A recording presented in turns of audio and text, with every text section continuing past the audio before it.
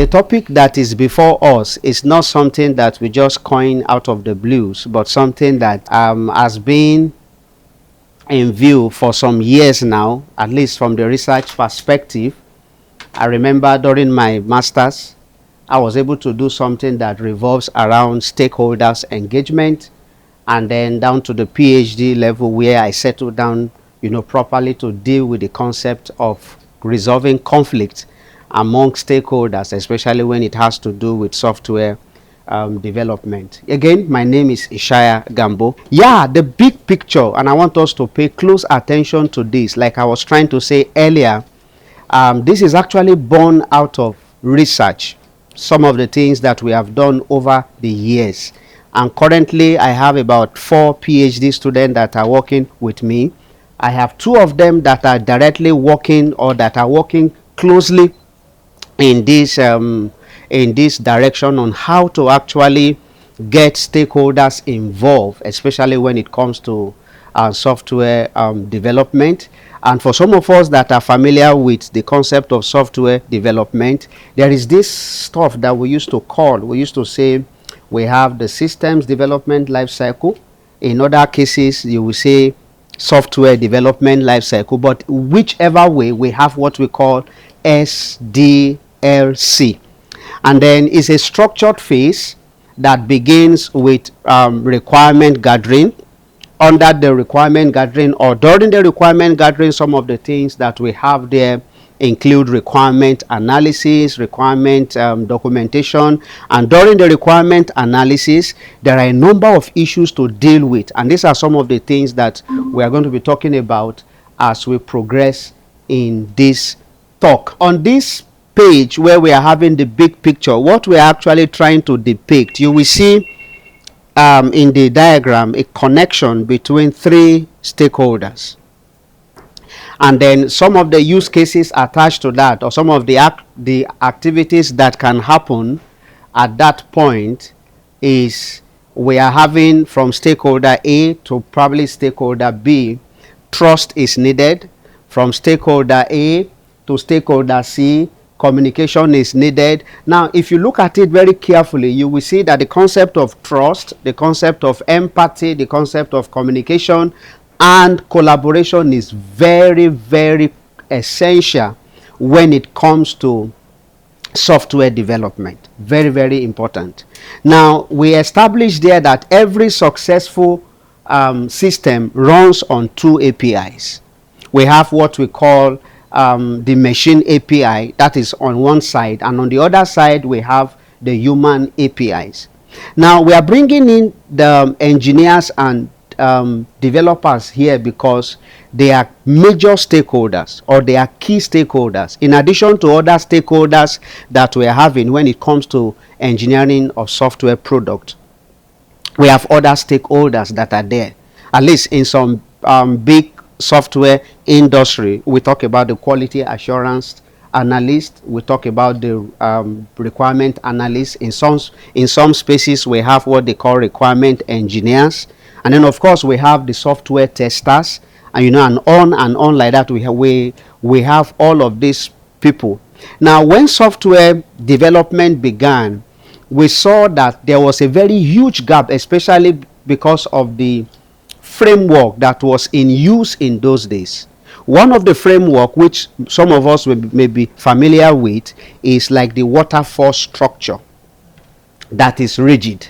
You begin with a phase and you must finish with that phase before you proceed to the next phase. Question now is, what happens along the line that a stakeholder just run and say, oh, I think we need this particular feature or functionality for this system. Meanwhile, you are already done with the phase that should accommodate that. What now happens? You have to go all over again to start. But that is after you must have gone through the entire phase and then you come back. And one of the things that we teach in research is that this actually takes a lot of time, and at the same time it is not always good for our software development because a lot of money will be lost and all of that.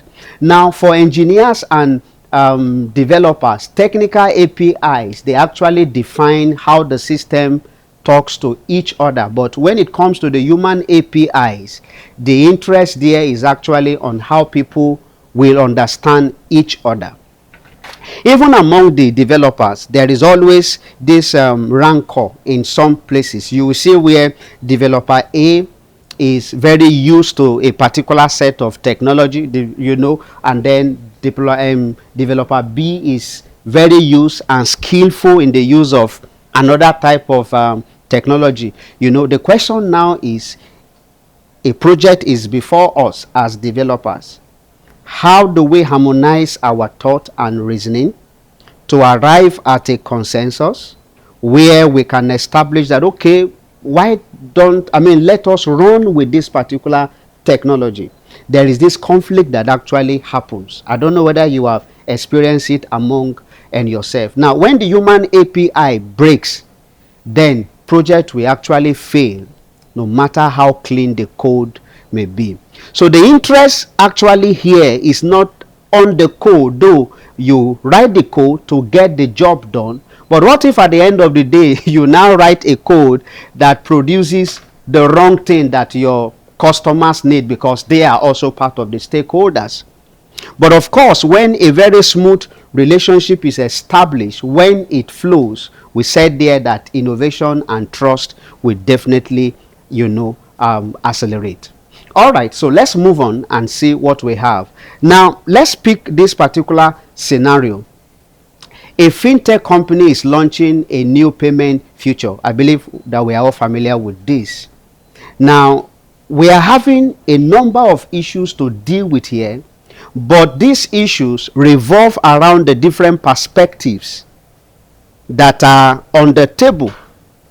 One of them is from the business point of view. There are a number of feelings that actually come into play. For example, you need this yesterday. Probably the business team are already thinking that they need to generate more revenue. Another feeling might be that they are thinking that this particular service or product need to be developed yesterday. And then they are here, nothing is done. When it comes to the customers, they are interested in you keeping it simple. That is all. They are very much interested in the usability of it, and they don't want anything that has to do with complexity. Now, I want to ask us to do something probably after now. If you don't have account in more than 3 banks, if you don't have, you may not be able to appreciate this, but if you have an account from probably more than 3 banks, I want you to go through their app, study it very carefully, and look at it. Now, on your own, I want you to be sincere. Which of them looks more simple in terms of operation and in terms of understandability compared to the other? I'll say Moniepoint. You will say Moniepoint. Am I sure that you are not biased at this point now? All right. Now, okay, in the first place, is the only one you use. Now, why you will say that is, in this talk, we are going to get to a point whereby we will say, we are going to say that quality is actually in the eye of the person that is beholding it. If you look at Lady A, Lady B, Lady C, and you are trying to decide on which of them to marry, and you want to scale it on the, on the note of beauty, beauty is in the eye of the beholder. I may look at Lady B, I say this one is more beautiful than this. Why you will look at Lady A and you say this is more beautiful? At least this is what is playing out in this place now. We are not using anything. But before Moniepoint came, what were you using? That is a big question also. Okay, piggy bank. Okay, all right. So let's leave that. Now, but then you say, if I want to speak in the interest of the customers, everybody is interested in having something that is very, very simple. Very, very simple. I remember when I downloaded the Polaris app on my phone, I was like, what is this? I was trying to compare it with GTB. I was like, this thing is looking this way, this one is looking this way. At least one of them, to me, will sound or look more simple compared to the other. Now, we also have the compliance team. They are more interested in the security. The security must not be compromised. They are very much interested in it. And then, of course, the developers, engineers, what they need practically is a clear requirement. Why? If the requirement is not understood, there is no way they can deliver the system or a product that will interest every other person. There is no way. There are a lot of things that happens behind the scene, and some of them are coming from the different perspective of the different individual stakeholders that are involved. These are not the whole stakeholders actually that are involved. I mean, the business team is there. They are interested in actually how to generate more revenue. So we need this yesterday. Why is it not available? I mean, coming from the business point of view. And of course, for the customers, they actually want it to be kept very simple. We are just trying to give this as different examples from different perspectives. And then, of course, the compliance team, they are conscious about the security not being compromised. And then for the developers, who are the real actors, that we actually sit down and implement all of the things that have been gathered, they need a very clear set of requirements. Now, this requirement, the journey to getting the right set of requirement for implementation is not actually an easy one. That is why we tell students, and we have a number of models that have been out there as an output of research in this direction. We have a number of them that says if you don't get the requirement right, the system will eventually crash at the end of the day. You know, crashing may imply a number of things. One of them is that by the time your customers are not satisfied with your product, they are not satisfied with the services that your product is rendering, they are not satisfied with the solution, at the end of the day, they just dump the solution, and then they pick another alternative that they feel that they can actually run with. And that is why at this point it's very important for the developers to actually sit down and understand the need to having a clear set of requirements. Now, the big question here is, how do we ensure everyone is heard without derailing the project? How do we ensure all of that? Now, but to answer this, let's look at why this actually matters to Moniepoint. Now, Moniepoint operates within a highly intricate ecosystem. And in this ecosystem, we have a number of elements that is attached to it. In the middle of it is the Moniepoint platform. But of course, we have different sides of that are major contributors to Moniepoint to Moniepoint ecosystem.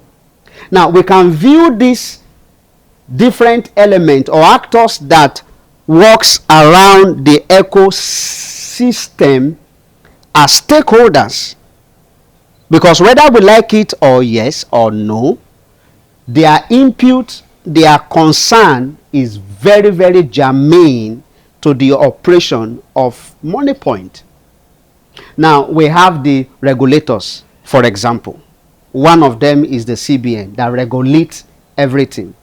We have the customers. These are the guys that at the end of the day, they benefit from your solution and they are able to run with it, or they are able to make use of it. We also have the merchant, we have the internal teams, and then the partners. I think subsequent slide is going to explain each of these probably in brief. So we said here that we have the CBN.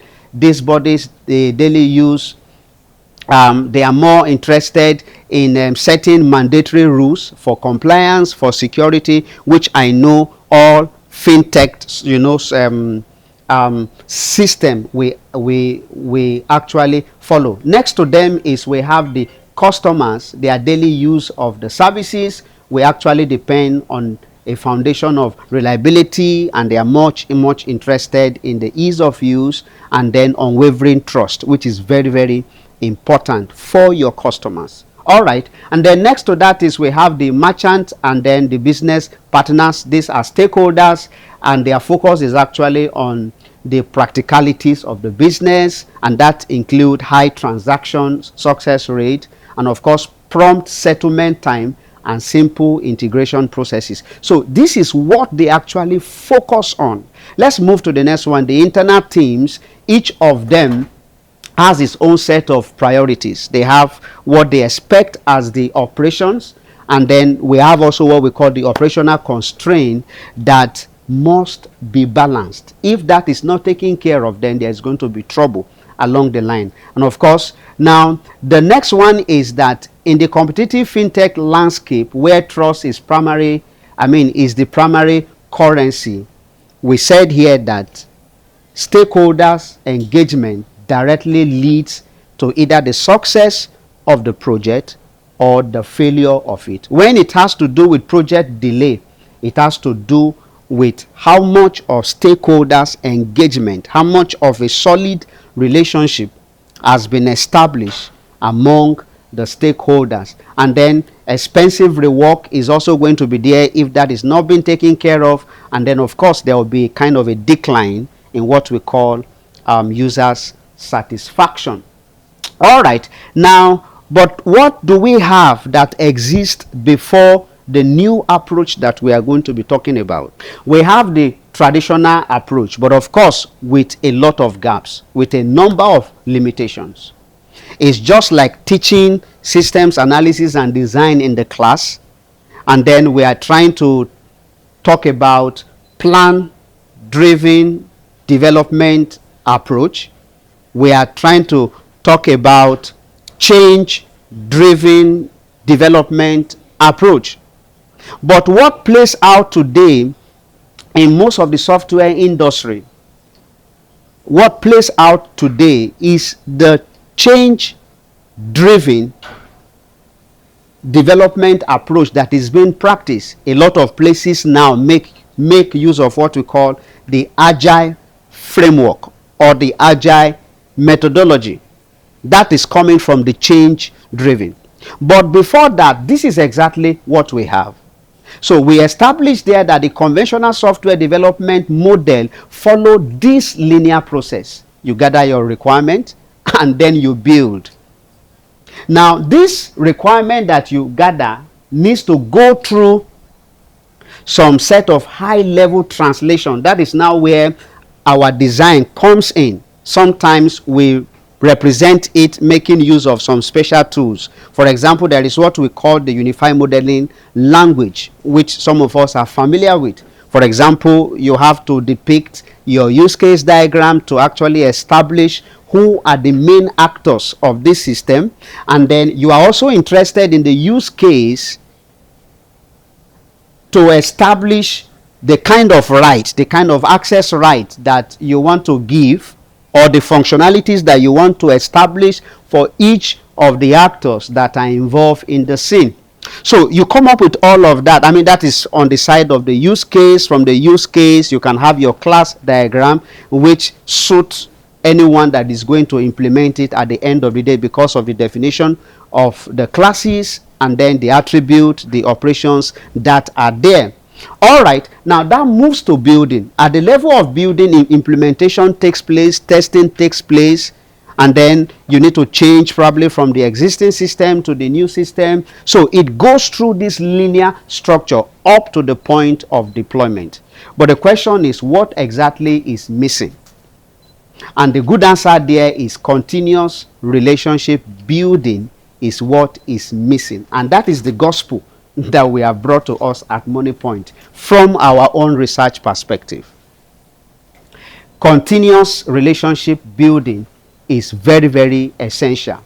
Now, in doing that, these are the three key things that needs to be taken care of. For example, how to resolve conflict in requirement, how to deal with the issue of late changes that comes in, For example, you are just about, deploying a particular solution for Moniepoint. And then overnight, the development team had a breakthrough in terms of an idea that just flipped through their mind. Already they are settled. The next day, they want to launch it out. There is this particular feature or functionality that needs to be part of what is going out. What do you do? So that's what we qualify as late stage changes. How will this be accommodated in the process? And then we also have the stakeholder dissatisfaction. Now, these are some of the things that that serves or that exist as the major gaps. The conflicting requirement, there we said here that we frequently discover that requirements gathered from different stakeholders are in direct contradiction, forcing reactive compromises late in the process. And that is very true with the traditional approach. Next to that is, please let's go to the next one, then late stage changes. Development is often disrupted by stakeholders who realize, midway that they need to accommodate this particular requirement along the line. Something I did not add to this slide is when it comes to bureaucracy, especially when you are dealing with different set of stakeholders. So let's move to the next one so that we can. Now, this is the big one. Now, even when the delivered product technically meets the documented requirement, in some cases, stakeholders are often unhappy. Now, that is because we address their stated wants instead of their underlying needs. But this is a problem that we are having, and we are still trying to deal with it at the level of research. It is not possible to satisfy stakeholders. The level of understanding of a stakeholder today may change tomorrow,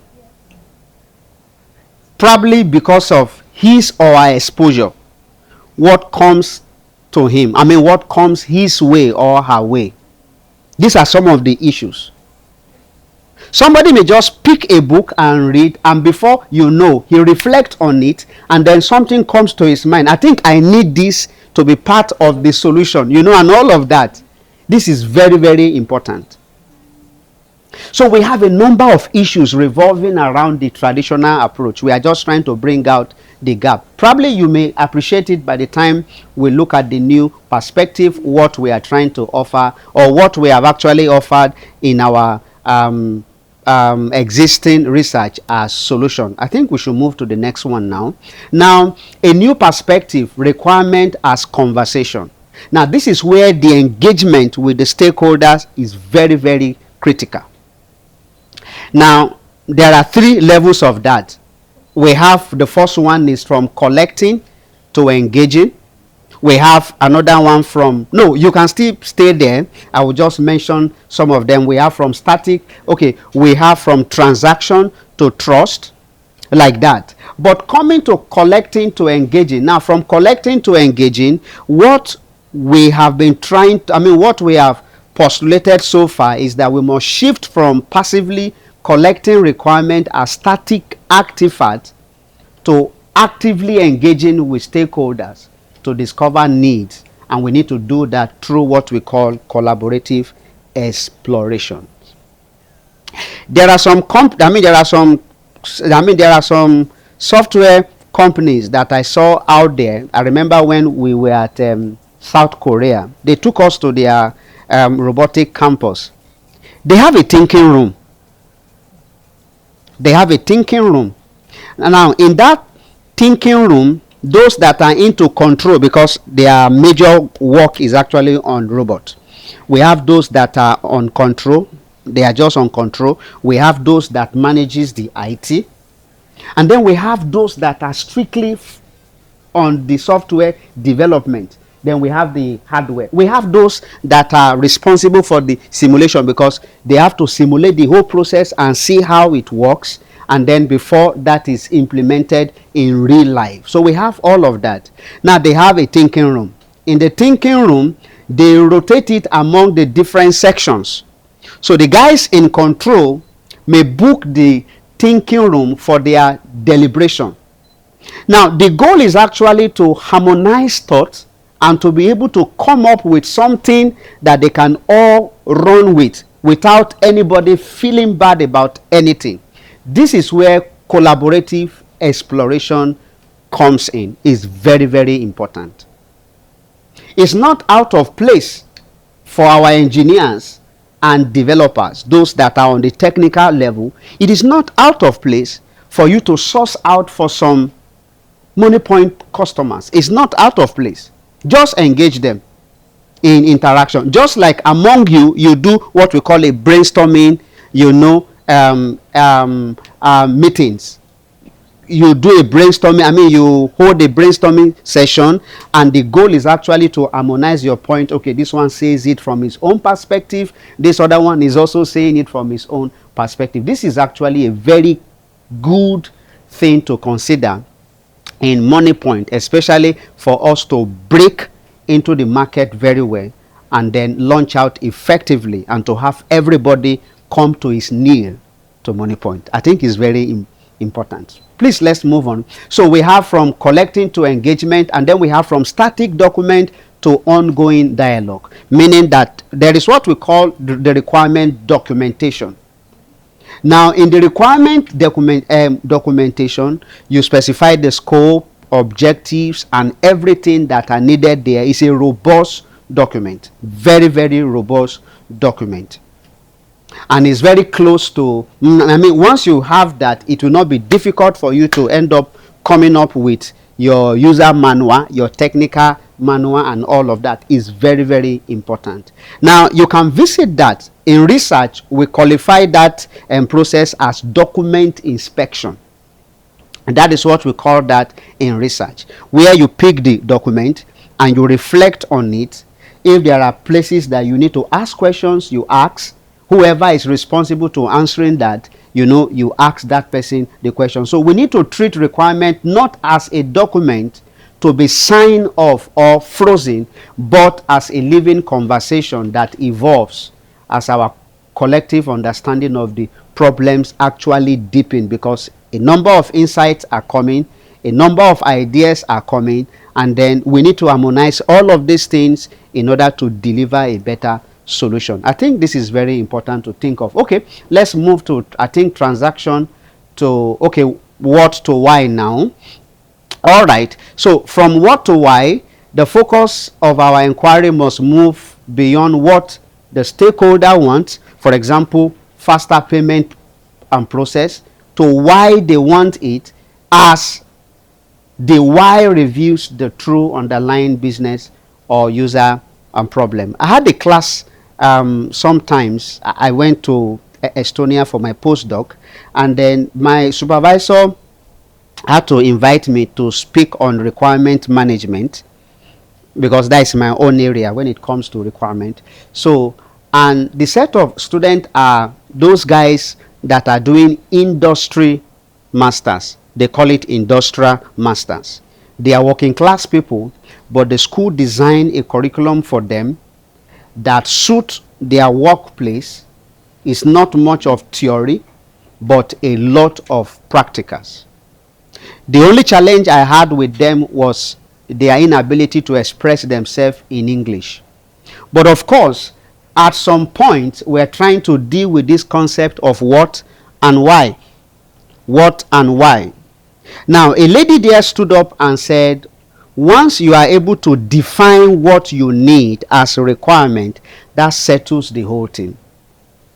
But then I told them in the class that the reason behind your definition is very, very important. Because if I say, this is what I want, it might mean a different thing to stakeholder B. It might mean another thing to another stakeholder. And that is the reason why the why is crucial. Now, in unveiling the why, one of the benefits is that you will be able to deal with different issues. You are able to come up with different stuffs that you'll be able to deal with. So they want it as the why reveals the true underlying business or the user problem.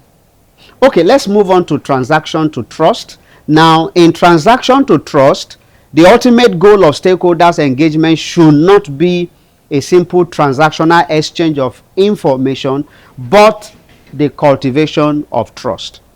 Once that is established, Nigeria is very wide. I remember some persons were telling us at South Korea that Nigeria is up to 250 million individuals. Just imagine that 80% of this population is on Moniepoint. Every one of them is using Moniepoint. Just imagine that. Is it something that is not possible? It's possible. It's possible. And one of the vehicles to get into that is when your product and services can communicate this issue of trust. Very, very important. It's very, very important. I think what I want to say now should not be out of place. My brother has left. Now, there's this school of thought that, in fact, she was telling me today that that Moniepoint has a bank which is very, very good. Meaning there's a physical presence of that. There's a physical presence. What do you think is the impression of a layman that has already put in 20 years of his life in a particular office, and you are asking him to subscribe to Moniepoint? What do you think will be his complaint? One of the complaints will be that I can't see a physical structure where I can run to. What happens to my fund? I mean, what happens to my money? I don't know how, but it is not out of place for our engineers and developers to sit down and think of how trust can be filtered into the minds of, because our target is actually the people out there that will make use of our product or that will make use of our solution. We want to serve them better, but how do we build trust? So this is what makes all subsequent collaboration more efficient and effective, and it's very important to take note of that. Let's move on. We still have some few more slides to cover up now, but then we need to understand the conflict that may come from the perspective of security, from the perspective of speed, and of course from the perspective of user experience. The truth is, conflict are natural, but how we handle it is what actually matters. It's natural. Even among developers, it's natural. It's natural. Don't write that line of code this way, and then the person is saying, no, I have to do it this way. Don't dump it in that Git. No, this one is saying, no, do it in, like that. So conflict is something that has come to stay, but it's not on the negative side. It's actually on the positive side, especially when we learn how to handle it. It's very, very important. Okay, so let's move on to the next. Now, we have a framework for better engagement. Now, when we get to the slide where we showed some of our research output, I think the first two research papers that we have there, they actually postulate, that is where we are able to postulate what we are having here. And that was what got me my postdoc. This particular framework was what got me my framework. Looks very simple, but it's loaded with a number of things, especially if it can be put to practice. So, number one in the framework is to identify, and in doing that, we need to know who are the stakeholders and what do they truly need. Now, in research, we used to say that we have two types of requirements that are major. Of course, when you read some of the software engineering books, you will see that they have extended it beyond two types of requirement. We used to say that we have the functional requirement and then the non-functional requirement. Another school of thought will include user requirement. Another one we say business requirement. Another one we say user requirement, as the case may be. But fundamentally, we have what we call the functional requirement and the non-functional requirement. Now, the functional requirement talks about what the system should do. What the system should do. Example, I have my Moniepoint app. I should, after I must have downloaded it either from Play Store or Apple iOS. After I must have done that, the first thing I should do is to log in. So every stakeholder has that right of functionality to log in. If he doesn't log in, he cannot have access to other operations or services within the product. He cannot. Why is logging in important? For security purpose. Because compliance has to come in, and the compliance team must ensure that that is executed in real life or in practice, as the case may be. So in identifying the functional requirement is very, very easy. But the challenge we are having today in software development is identifying the non-functional requirement. The non-functional requirements are more on the side of what the software should be. Remember, I said the functional is what the software should do. But what the software should be, sometimes the stakeholders don't actually know what they want. They don't know. But it is the job of the developers and engineers to sit down and refine every statement that comes out of the mouth of the stakeholders. A stakeholder will tell you that I want a system that is fast. I don't know that you have heard that before. I want a system that is fast. Okay, how do you ensure a system that is fast? How do you do that? So one need to sit down and have that. So who are the stakeholders and what do they truly need, both from the perspective of the functionality of the system and from the perspective of the non-functional aspect. Now, the non-functional aspect borders more on the security of the system. I want a system that is secure. I want a system that is usable, ease of use. I want a system that can be modified from the development or from the technical point of view. I need all of these things. Now, from there, after you have identified the pool of requirements, the next thing is actually to prioritize this set of requirements. Now, in research, there is actually what we have done. We have been able to categorize requirement into three.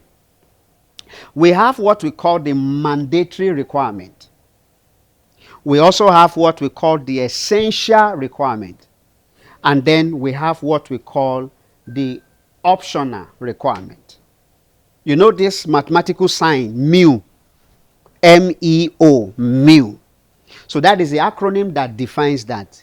It's out there in research that we have executed. That at the industry level, it can be implemented. Especially when you are working with different technical teams. You can bring them together. Okay, everybody wants different requirements to be implemented. But don't forget, we have we have what we call version control in development. Release 1, release 2, release 3, and all of that. So that needs to be factored in. But then for release 1, you need to also decide which requirement is mandatory. That is the requirement that are primary, must implemented at least. Then the essential, they are like the secondary. Then the optional, for that release, even if I don't have this functionality established, the system can still run, and then in subsequent release we can actually accommodate all of this. This is a strategy that we have actually postulated at the level of prioritization, and then we have a number of techniques that people have made use of in research. We have a couple of them. There are mathematical techniques a number of stuffs that are out there. And today, with the emergence of AI, we have been able to come up with what we call responsible AI, explainable AI. The concept of explainability also has come in there to deal with the subject of prioritization. And of course, you get to the point of resolving the conflict. Now, this was what we did, or sorry, I did at my PhD level. After getting the set of requirements, we refine them to remove duplicates, because X number of stakeholders may say different things that means the same thing. So at the level of refining the requirement, you'll be able to remove redundancy. I think this will take care of this. Once this is implemented, it's just a question of semantics.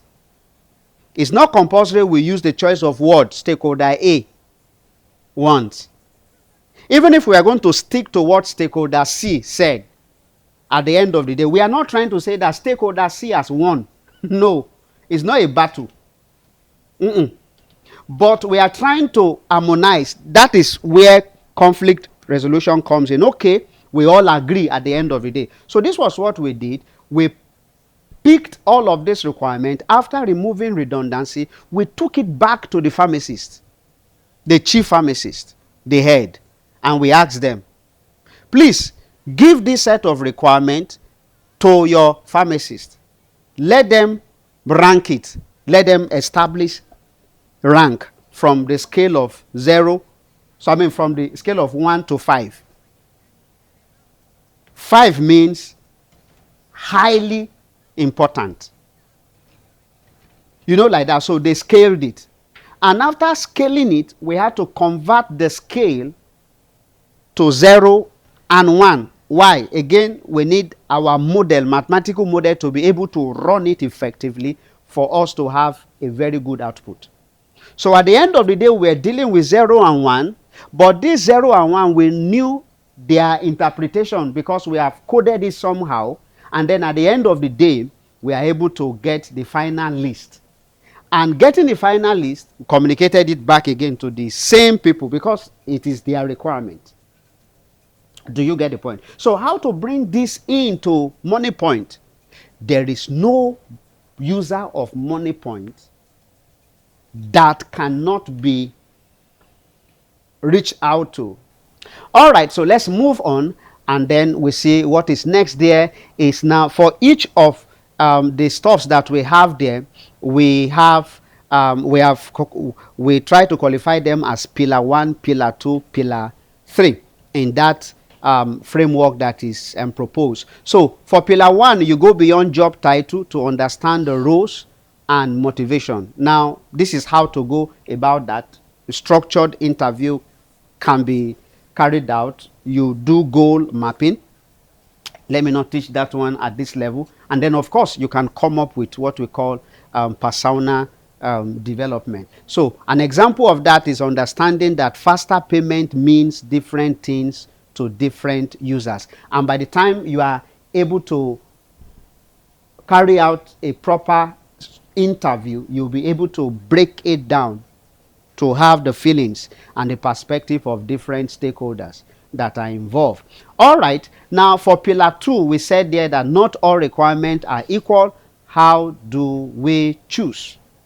And you can choose based on all of this. I had mentioned earlier what I did not include in the slide, that we have been able to come up with what we call MU strategy. In the MU strategy, you try to establish which are mandatory, which are compulsory, which are essential, and of course which are optional. The ones optional can actually wait and then can come in view. So we view this from the business value perspective, from the impact it will have on the solution. Then of course the technical feasibility is also very important. Is this something that the technical team or engineers can execute? And then of course the subject of compliance also comes in there.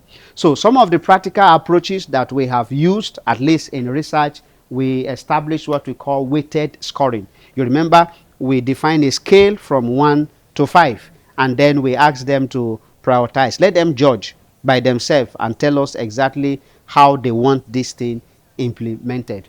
And then we have what we call a collaborative ranking section. It's just like a brainstorming session that you organize, but you just pull everybody together. You give them their requirement. Okay, this is what we have, just like the POS set of individuals. Then, of course, we have hybrid models. That is a combination of multiple approaches can actually be made use of. Okay, let's move to the next slide.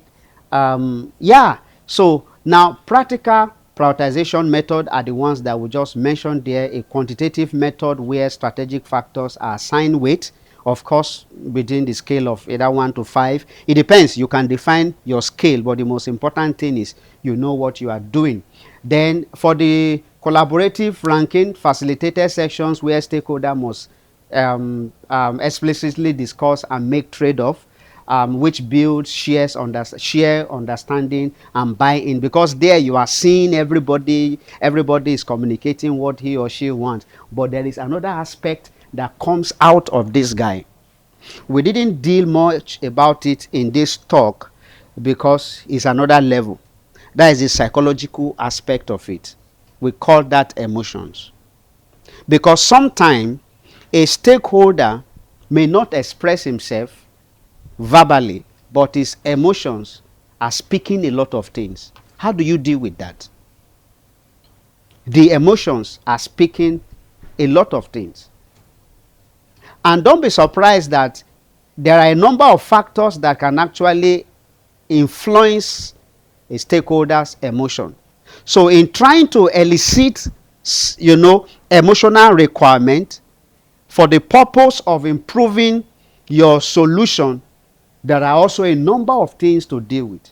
A stakeholder is coming for a meeting, and then probably he just heard that his wife has given birth to a baby boy. In the meeting, what can you say about his actions? He will just be happy from the beginning to the end. Even if stakeholder is abusing him stylishly, he doesn't feel it. Something has triggered that emotion of excitement. So anything he says, there are a number of things where we don't deal with that at this level. Maybe some other times we can focus more on the psychological part. Then, of course, we have the hybrid model, an approach that combines quantitative data with qualitative discussion to ensure decisions are both objective, and then, of course, they are also context aware. That is very important. Like for the PhD that I said that I did, I made use of machine learning and expert-based approach. These are the two things that I use. These are the two things that I use. How many of us have heard of Delphi method? Maybe we can look up that. Okay, so we try to combine two or more approaches or approach in order to arrive at a solution. Please, let's move and let's see. Now, in resolving the conflict, when stakeholders disagree, you create a structured dialogue, not debate, just a dialogue, and these are the different approaches in getting that done. You can have a facilitated workshop, you can have a trade-off analysis session, you can have a transparent criteria established, and of course this was one of the guys that we actually made use of in my PhD. We actually went to clustering. Don't forget I said that they rank each of the requirement, and at the end of the day we translated it into 0 and 1. When we translated it into 0 and 1, we now used the ranking, the clustering algorithm. Clustering is from machine learning. So we use all of that, we clustered them, and then we came up with some statistical theory that interpret best each of the clusters, and we are able to communicate the result out to the pharmacy. Of course, since it is scientifically proven, definitely they will accept it and run with it. Okay, let's move on. When stakeholders disagree, you create this structure. So the trade-off, you make consequences of different choices, explicit and visual. Thereby you allow the stakeholders to make informed decision, and then of course based on the loss or the gains that are there. Please let's move to the next one, because some people will need to go to works. Okay. Yes. Then we have, for the goal, consensus or informed compromise, not winners and losers. Losers. So why a win-win solution is ideal is successful resolution at this point is one where all the stakeholders we have to understand the decision, and not only that, but they need to feel the input of whatever they have communicated in the process is very, very important. All right. When you read the paper too, you will see how we arrive at consensus. Yeah, using all of those mathematics and then driving home the list of requirement. So let's move on. Now, yeah, we have used this. My PhD student actually did something making use of the fintech, and then also used mobile health. Yeah, we use some mobile health, like we use diabetics app and all of that. So what we do at that level is we try to make sense out of users review from mobile apps. Just like you have Moniepoint as an app, is something we can do, but the challenge we have as researchers is that most times it's not very easy for us to get all of these data sets, especially in the healthcare. It is not easy. Fintech is not easy. Nobody wants to release their customers data and all of that, but we try to, from the users review, of course we can write a script that can actually crawl and fetch us all of this review in natural language. For example, a user goes to Moniepoint app and is trying to rate the app, or is trying to make review. I'm not talking about the rating in terms of the star 1, star 2, star 3. It is also part of the data that we collect, and at the end of the day we try to make sense out of this review, and then we come up with the research output is actually list of requirements, either functional or non-functional requirements that can help mobile app developers to improve their mobile apps. So we have all of that also in existence. So we actually consider 600 plus stakeholders with diverse set of requirements, and then we are able to make use of systematic conflict identification and resolution strategy. And then the outcome, of course, at the end of the day, we have clear priorities set, and then we have satisfied stakeholders, and then we had successful implementation. All right, so that is what we have been able to do. We move to the next one. Now, the practical takeaway for Moniepoint is just an advice, is that let's invest time in stakeholders mapping. That is, you need to know your ecosystem very well. And if you know your ecosystem very well, you'll be able to remember a previous slide that established those involved in the ecosystem. We have the regulators. We talked about the customers. Can you remember those guys that we have in the ecosystem? So we have all of that. So you invest your time in stakeholders mapping. It's very good to understand their diverse needs, their diverse perspective in coming up with a better solution that can benefit Moniepoint as a whole. Then create regular touch point with key stakeholders group, just like I mentioned those that are into Moniepoint, POS. I mentioned that earlier. So create a regular touch point. Yeah, it can be part of what you can establish either on a monthly basis or maybe once in every 6 months. You just do that. A team of individuals will go out there.